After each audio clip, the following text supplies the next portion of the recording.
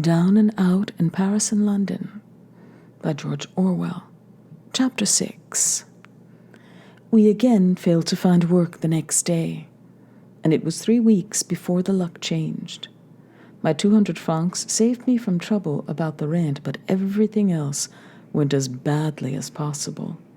Day after day, Boris and I went up and down Paris, drifting at 2 miles an hour through the crowds, bored and hungry, and finding nothing. One day, I remember, we crossed the Seine 11 times. We loitered for hours outside service doorways, and when the manager came out, we would go up to him ingratiatingly, cap in hand. We always got the same answer. They did not want a lame man, nor a man without experience. Once, we were very nearly engaged. While we spoke to the manager, Boris stood straight upright, not supporting himself with his stick, and the manager did not see that he was lame. "Yes," he said, "we want 2 men in the cellars. Perhaps you will do. Come inside." Then Boris moved. The game was up. "Ah," said the manager, "you limp. Malheureusement." We enrolled our names at agencies and answered advertisements, but walking everywhere made us slow, and we seemed to miss every job by half an hour. Once, we very nearly got a job swabbing out railway trucks, but at the last moment, they rejected us in favor of Frenchmen. Once we answered an advertisement calling for hands at a circus. You had to shift benches and clean up litter, and during the performance, stand on 2 tubs and let a lion jump through your legs. When we got to the place an hour before the time named, we found a queue of 50 men already waiting. There is some attraction in lions, evidently. Once, an agency to which I had applied months earlier sent me a petit bleu, telling me of an Italian gentleman who wanted English lessons. The petit bleu said, "Come at once," and promised 20 francs an hour. Boris and I were in despair. Here was a splendid chance, and I could not take it, for it was impossible to go to the agency with my coat out at the elbow. Then it occurred to us that I could wear Boris's coat. It did not match my trousers, but the trousers were gray and might pass for flannel at a short distance. The coat was so much too big for me that I had to wear it unbuttoned and keep one hand in my pocket. I hurried out and wasted 75 centimes on a bus fare to get to the agency. When I got there, I found that the Italian had changed his mind and left Paris. Once Boris suggested that I should go to Les Halles and try for a job as a porter. I arrived at 4:30 in the morning, when the work was getting into its swing. Seeing a short, fat man in a bowler hat directing some porters, I went up to him and asked for work. Before answering, he seized my right hand and felt the palm. "You are strong, eh?" he said. "Very strong," I said untruly. "Bien. Let me see you lift that crate." It was a huge wicker basket full of potatoes. I took hold of it and found that, so far from lifting it, I could not even move it. The man in the bowler hat watched me, then shrugged his shoulders and turned away. I made off. When I had gone some distance, I looked back and saw 4 men lifting the basket onto a cart. It weighed 300 weight, possibly. The man had seen that I was no use and taken this way of getting rid of me. Sometimes, in his hopeful moments, Boris spent 15 centimes on a stamp and wrote to one of his ex-mistresses, asking for money. Only one of them ever replied. It was a woman who, besides having been his mistress, owed him 200 francs. When Boris saw the letter waiting and recognized the handwriting, he was wild with hope. We seized the letter and rushed up to Boris's room to read it, like a child with stolen sweets. Boris read the letter, then handed it silently to me. It ran, "My little cherished wolf, with what delight did I open thy charming letter, reminding me of the days of our perfect love, and of the oh so dear kisses which I have received from thy lips. Such memories linger forever in the heart, like the perfume of a flower that is dead. As to thy request for 200 francs, alas, it is impossible. Thou dost not know, my dear one, how I am desolated to hear of thy embarrassments, but what wouldst thou? In this life which is so sad, trouble comes to everyone. I, too, have had my share. My little sister has been ill. Ah, the poor little one, how she suffered. And we are obliged to pay I know not what to the doctor. All our money is gone, and we are passing, I assure thee, very difficult days. Courage, my little wolf, always the courage. Remember that the bad days are not forever, and the trouble which seems so terrible will disappear at last. Rest assured, my dear one, that I will remember thee always, and receive the most sincere embraces of her who has never ceased to love thee. Thy Ivan." This letter disappointed Boris so much that he went straight to bed and would not look for work again that day. My 60 francs lasted about a fortnight. I had given up the pretense of going out to restaurants, and we used to eat in my room, one of us sitting on the bed and the other on the chair. Boris would contribute his 2 francs, and I 3 or 4 francs. We would buy bread, potatoes, milk, and cheese, and make soup over my spirit lamp. We had a saucepan and a coffee bowl and 1 spoon. Every day there was a polite squabble as to who should eat out of the saucepan and who out of the coffee bowl. The saucepan held more. And every day, to my secret anger, Boris gave in first and had the saucepan. Sometimes we had more bread in the evening, sometimes not. Our linen was getting filthy, and it was 3 weeks since I had had a bath. Boris, so he said, had not had a bath for months. It was tobacco that made everything tolerable. We had plenty of tobacco. For some time before, Boris had met a soldier. The soldiers are given their tobacco free, and bought 20 or 30 packets at 50 centimes each. All this was far worse for Boris than for me. The walking and sleeping on the floor kept his leg and back in constant pain, and with his vast Russian appetite he suffered torments of hunger, though he never seemed to grow thinner. On the whole, he was surprisingly gay, and he had vast capacities for hope. He used to say seriously that he had a patron saint who watched over him, and when things were very bad, he would search the gutter for money, saying that the saint often dropped a 2-franc piece there. One day we were waiting in the Rue Royale. There was a Russian restaurant nearby, and we were going to ask for a job there. Suddenly, Boris made up his mind to go into the Madeleine and burn a 50-centime candle to his patron saint. Then, coming out, he said that he would be on the safe side and solemnly put a match to a 50-centime stamp as a sacrifice to the immortal gods.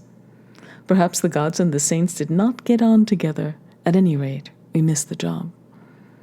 On some mornings, Boris collapsed in the most utter despair. He would lie in bed almost weeping, cursing the Jew with whom he lived.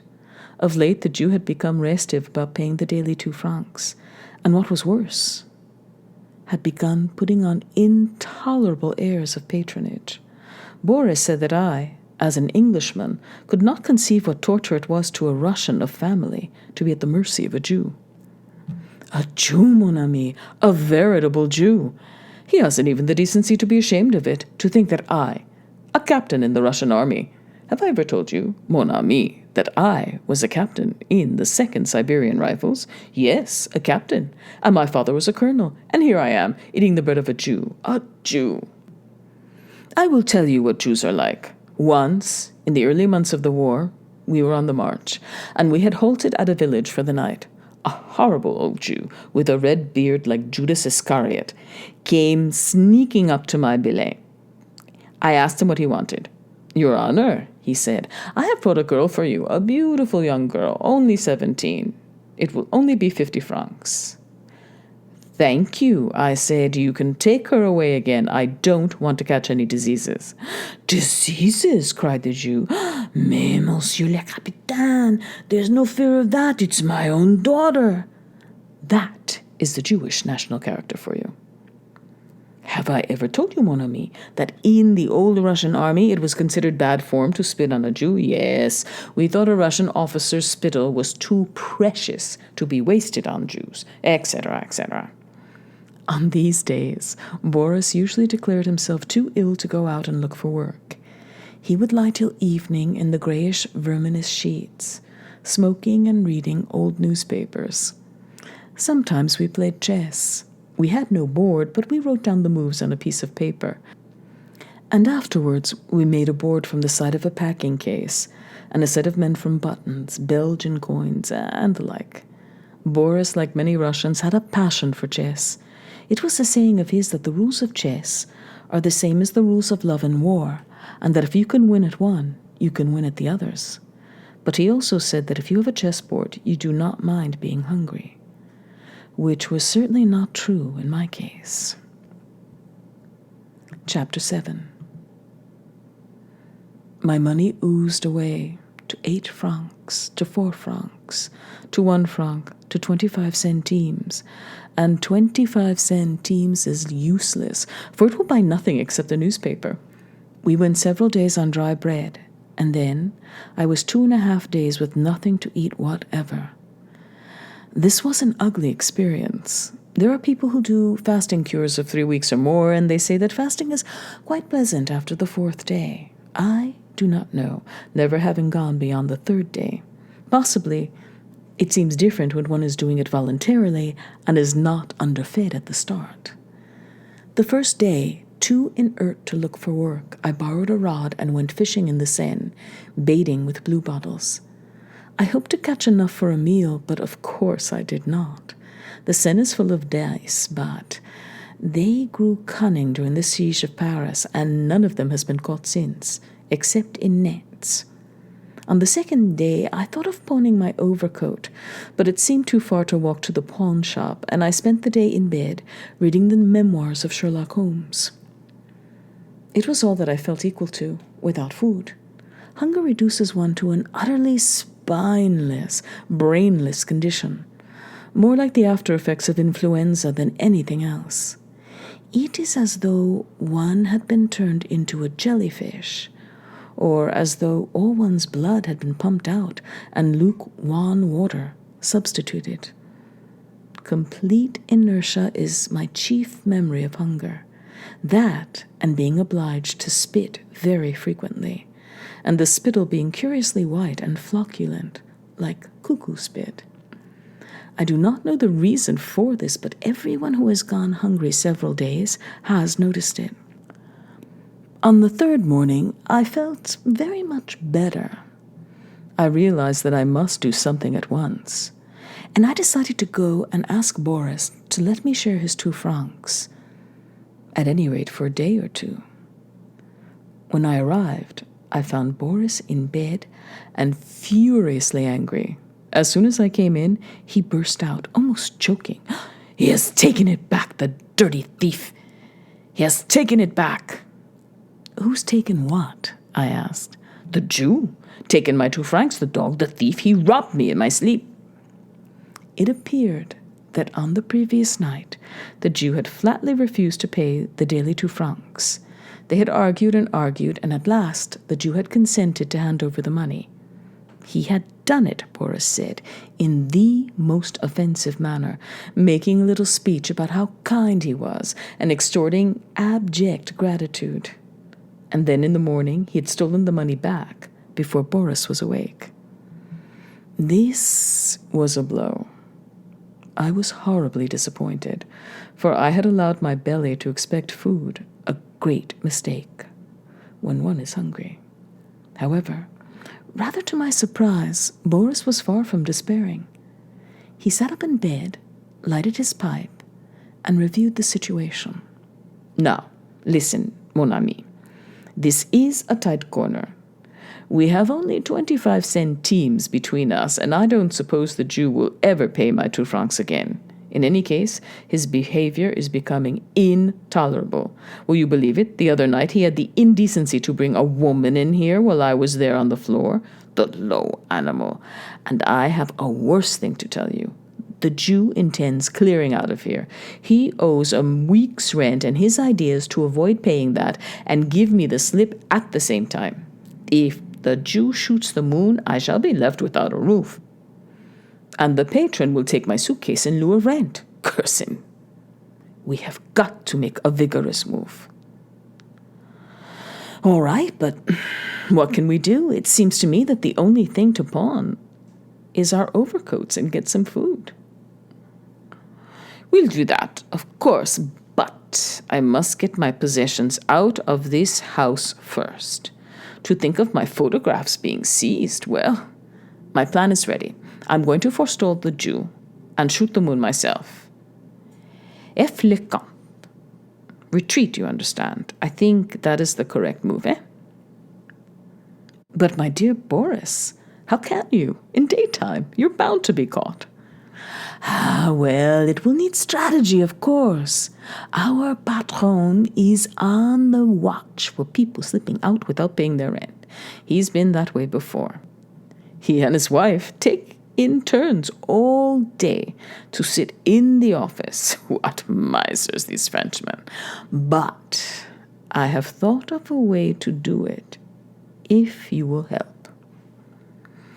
I did not feel in a very helpful mood, but I asked Boris what his plan was. He explained it carefully. Now, listen. We must start by pawning our overcoats. First, go back to your room and fetch your overcoat. Then come back here and fetch mine and smuggle it out under cover of yours. Take them to the pawn shop in the Rue des Francs Bourgeois. You ought to get 20 francs for the 2, with luck. Then, go down to the Seine Bank and fill your pockets with stones. And bring them back and put them in my suitcase. You see the idea. I shall wrap as many of my things as I can carry in a newspaper and go down and ask the patron the way to the nearest laundry. I shall be very brazen and casual, you understand, and of course the patron will think the bundle is nothing but dirty linen. Or, if he does suspect something, he will do what he always does, the mean sneak. He will go up to my room and feel the weight of my suitcase, and when he feels the weight of stones, he will think it is still full. Strategy, eh? Then afterwards I can come back and carry my other things out in my pockets. But what about the suitcase? Oh, that. We shall have to abandon it. The miserable thing only costs about 20 francs. Besides, one always abandons something in a retreat. Look at Napoleon at the Beresina. He abandoned his whole army. Boris was so pleased with this scheme, he called it un rose de guerre, that he almost forgot being hungry. Its main weakness, that he would have nowhere to sleep after shooting the moon, he ignored. At first, the ruse de guerre worked well. I went home and fetched my overcoat. That made already 9 kilometers on an empty belly, and smuggled Boris's coat out successfully. Then a hitch occurred. The receiver at the pawn shop, a nasty, sour-faced, interfering little man, a typical French official, refused the coats on the grounds that they were not wrapped up in anything. He said that they must be put either in a valise or a cardboard box. This spoiled everything, for we had no box of any kind, and with only 25 centimes between us, we could not buy one. I went back and told Boris the bad news. Merde, he said. That makes it awkward. Well, no matter. There's always a way. We'll put the overcoats in my suitcase. But how are we to get the suitcase past the patron? He's sitting almost in the door of the office. It's impossible. How easily you despair, mon ami. Where is that English obstinacy that I have read of? Courage. We'll manage it. Boris thought for a little while, then produced another cunning plan. The essential difficulty was to hold the patron's attention for perhaps 5 seconds, while we could slip past with the suitcase. But, as it happened, the patron had just one weak spot, that he was interested in les sports, and was ready to talk if you approached him on this subject. Boris read an article about bicycle races in an old copy of the Petit Parisien, and then, when he had reconnoitered the stairs, went down and managed to set the patron talking. Meanwhile, I waited at the foot of the stairs with the overcoats under one arm and the suitcase under the other. Boris was to give a cough when he thought the moment favorable. I waited trembling, for at any moment the patron's wife might come out of the door opposite the office, and then the game was up. However, presently Boris coughed. I sneaked rapidly past the office and out into the street, rejoicing that my shoes did not creak. The plan might have failed if Boris had been thinner, for his big shoulders blocked the doorway of the office. His nerve was splendid, too. He went on laughing and talking in the most casual way, and so loud that he quite covered any noise I made. When I was well away, he came and joined me round the corner, and we bolted. And then, after all our trouble, the receiver at the pawn shop again refused the overcoats. He told me, one could see his French soul reveling in the pedantry of it, that I had not sufficient papers of identification. My carte d'identité was not enough, and I must show a passport or addressed envelopes. Boris had addressed envelopes by the score, but his carte d'identité was out of order. He never renewed it, so as to avoid the tax. So we could not pawn the overcoats in his name. All we could do was trudge up to my room, get the necessary papers, and take the coats to the pawn shop in the Boulevard Port Royal. I left Boris at my room and went down to the pawn shop. When I got there, I found that it was shut and would not open till 4 in the afternoon. It was now about 1:30. I had walked 12 kilometers and had no food for 60 hours. Fate seemed to be playing a series of extraordinarily unamusing jokes. Then the luck changed as though by a miracle. I was walking home through the Rue Broca when suddenly, glittering on the cobbles, I saw a 5-sou piece. I pounced on it, hurried home, got our other 5-sou piece, and bought a pound of potatoes. There was only enough alcohol in the stove to parboil them, and we had no salt. But we wolfed them, skins and all. And after that, we felt like new men, sat playing chess till the pawn shop opened. At 4 o'clock, I went back to the pawn shop. I was not hopeful, for I had only got 70 francs before. What could I expect for 2 shabby overcoats in a cardboard suitcase? Boris had said 20 francs, but I thought it would be 10 or even 5. Worse yet, I might be refused altogether, like poor numero 83 on the previous occasion. I sat on the front bench so as not to see people laughing when the clerk said 5 francs. At last, the clerk called my number. Numero 117? Yes, I said, standing up. 50 francs?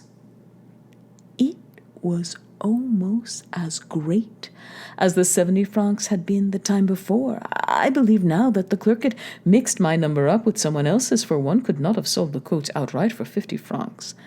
I hurried home and walked into my room with my hands behind my back, saying nothing. Boris was playing with the chessboard.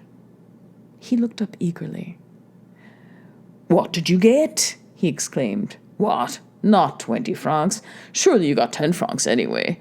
"Nom de Dieu, 5 francs. That is a bit too thick, mon ami. Don't say it was 5 francs. If you say it was 5 francs, I shall really begin to think of suicide." I threw the 50-franc note onto the table. Boris turned white as chalk, and then, springing up, seized my hand and gave it a grip that almost broke the bones. We ran out, bought bread and wine, a piece of meat, and alcohol for the stove, and gorged. After eating, Boris became more optimistic than I had ever known him. "What did I tell you?" he said. "The fortune of war. This morning with 5 sous. And now, look at us. I have always said it. There is nothing easier to get than money. And that reminds me, I have a friend in the Rue Fonderie whom we might go and see. He has cheated me of 4,000 francs, the thief. He is the greatest thief alive when he is sober, but it is a curious thing. He is quite honest when he is drunk. I should think he would be drunk by 6 in the evening. Let's go find him. Very likely he will pay up 100 on account. Merde, he might pay 200. Allons, eh?" We went to the Rue Fonderie and found the man, and he was drunk. But we did not get our 100 francs. As soon as he and Boris met, there was a terrible altercation on the pavement. The other man declared that he did not owe Boris a penny, but that, on the contrary, Boris owed him 4,000 francs, and both of them kept appealing to me for my opinion. I never understood the rights of the matter. The two argued and argued, first in the street, then in a bistro, then in a prefix restaurant where we went for dinner, then in another bistro. Finally, having called one another thieves for 2 hours, they went off together on a drinking bout that finished up the last sou of Boris's money. Boris slept the night at the house of a cobbler, another Russian refugee, in the Commerce Quarter. Meanwhile, I had 8 francs left and plenty of cigarettes, and was stuffed to the eyes with food and drink. It was a marvelous change for the better after 2 bad days.